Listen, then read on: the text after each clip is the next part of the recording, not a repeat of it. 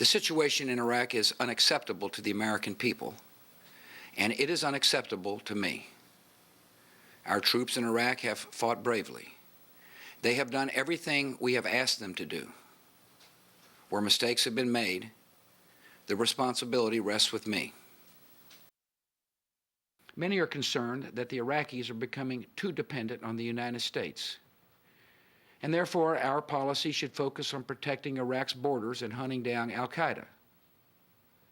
Their solution is to scale back America's efforts in Baghdad or announce the phased withdrawal of our combat forces.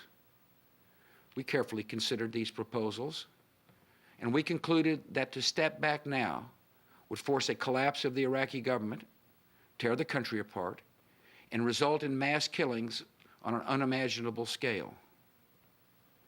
Such a scenario would result in our troops being forced to stay in Iraq even longer and confront an enemy that is even more lethal.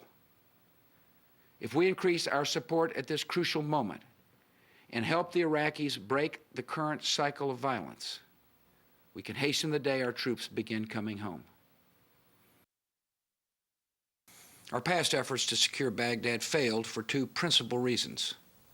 There were not enough Iraqi and American troops to secure neighborhoods that had been cleared of terrorists and insurgents, and there were too many restrictions on the troops we did have.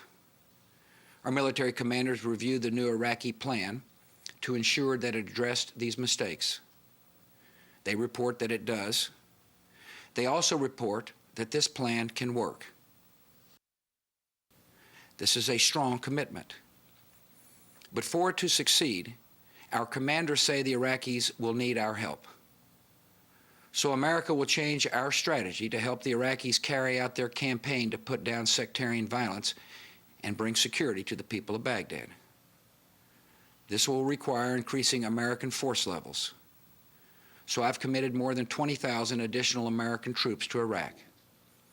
The vast majority of them, 5 brigades, will be deployed to Baghdad. I have made it clear to the Prime Minister and Iraq's other leaders that America's commitment is not open-ended. If the Iraqi government does not follow through on its promises, it will lose the support of the American people, and it will lose the support of the Iraqi people.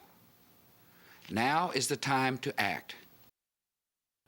Succeeding in Iraq also requires defending its territorial integrity and stabilizing the region in the face of extremist challenges. This begins with addressing Iran and Syria. These two regimes are allowing terrorists and insurgents to use their territory to move in and out of Iraq. Iran is providing material support for attacks on American troops. We will disrupt the attacks on our forces. We will interrupt the flow of support from Iran and Syria. And we will seek out and destroy the networks providing advanced weaponry and training to our enemies in Iraq.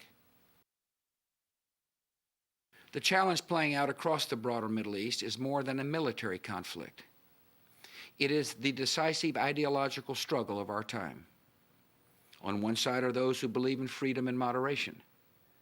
On the other side are extremists who kill the innocent and have declared their intention to destroy our way of life.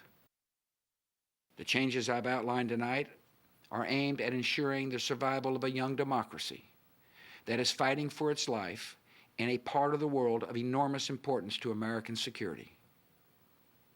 Let me be clear. The terrorists and insurgents in Iraq are without conscience, and they will make the year ahead bloody and violent. Even if our new strategy works exactly as planned, deadly acts of violence will continue, and we must expect more Iraqi and American casualties. The question is whether our new strategy will bring us closer to success. I believe that it will. Fellow citizens, the year ahead will demand more patience, sacrifice, and resolve. It can be tempting to think that America can put aside the burdens of freedom. Yet times of testing reveal the character of a nation. And throughout our history, Americans have always defied the pessimists and seen our faith in freedom redeemed. Now America is engaged in a new struggle that will set the course for a new century, We can and we will prevail. We go forward with trust that the author of liberty will guide us through these trying hours. Thank you, and good night.